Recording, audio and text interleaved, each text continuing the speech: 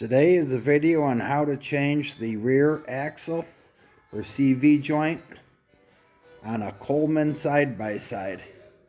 They're made by Hyson under several different names.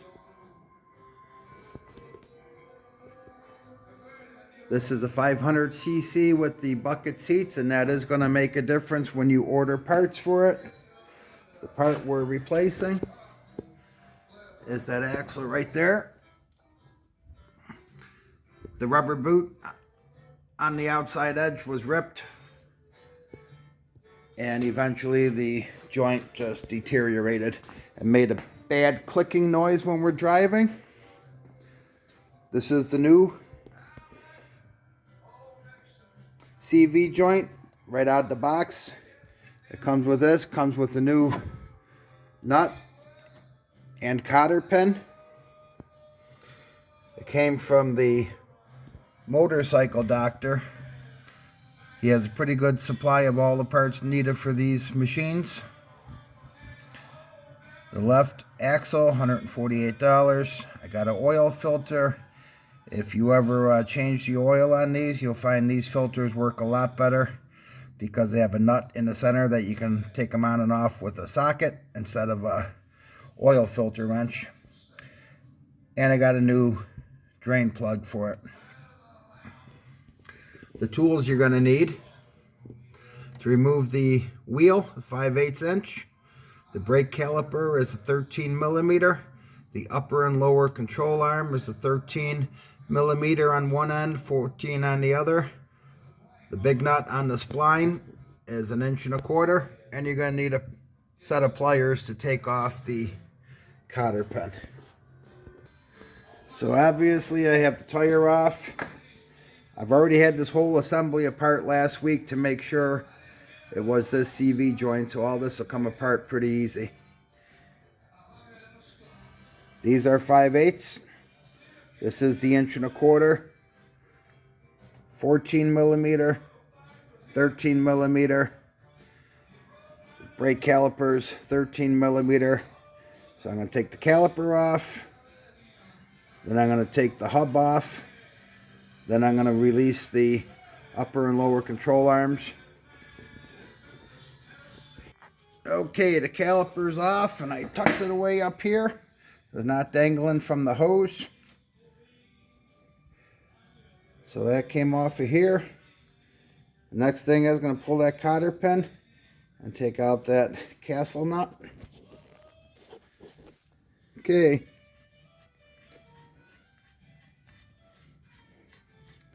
That comes off easy enough.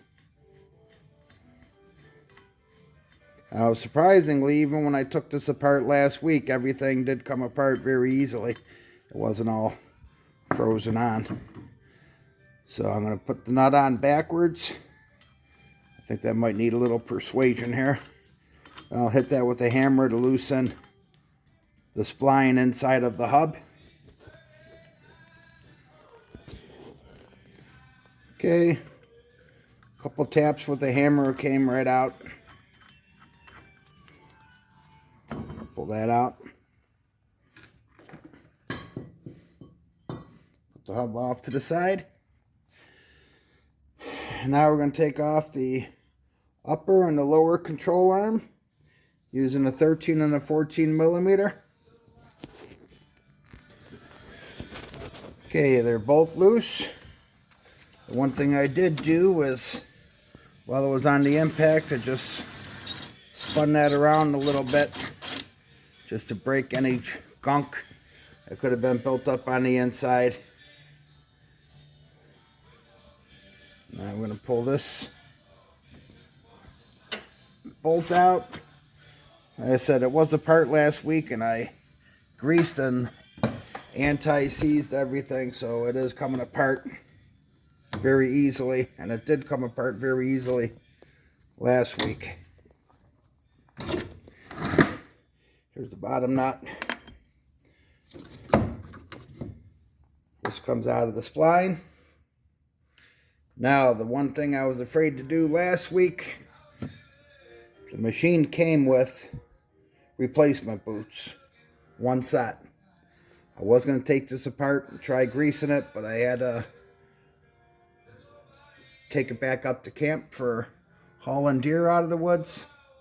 So I was hesitant to do that. I'm going to take it apart today.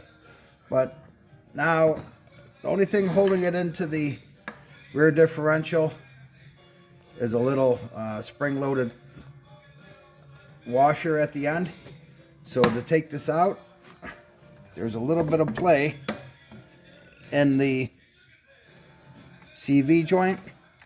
So I'm just going to use 2 hands and pop it out like a slide hammer. I do have the machine tilted about as far as I can to the passenger side so that no differential fluid pulls out of here or pours out of there. I'm sure some's going to come out, but hopefully not much. Okay, after about 10 yanks, it came out. Now, no, it's not in focus, but obviously there we go, some grease is dripping. I'm going to get some paper towels, clean that up, and then clean that seal out and put the new CV joint in. So here's the old and the new side by side. You see the boot is missing on that side. So they appear to be the same size. And it's this little ring on the end here. It really is all that holds it in. Between the splines and that ring kind of pops into place. So what I see some other people doing is put some axle grease in this lip here. So I'll do it. It's got plenty of gear oil.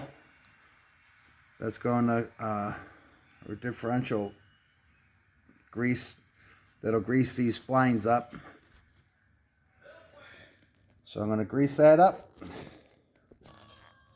And of course, it's bent. I don't have time to send it back. I'm going to see if I can straighten it out. Well, luckily, I put some tape around a pair of channel locks and bent that lip. And it's the same diameter as a piece of 3-inch PVC. So it seems to fit around it nice. Hopefully, it'll seal on the machine.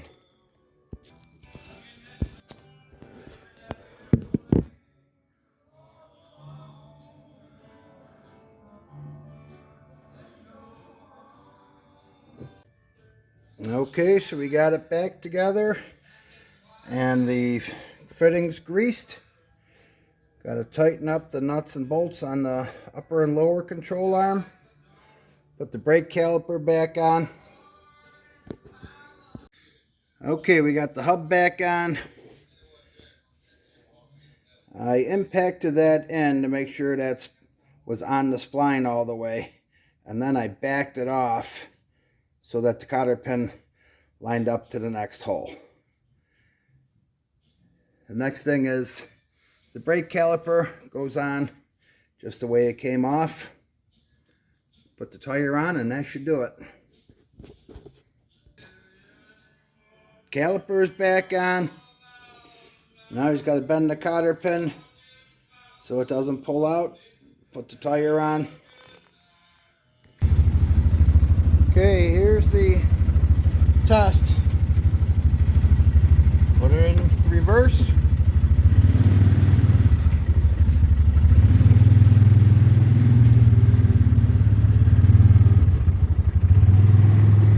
Beautiful. No clicking.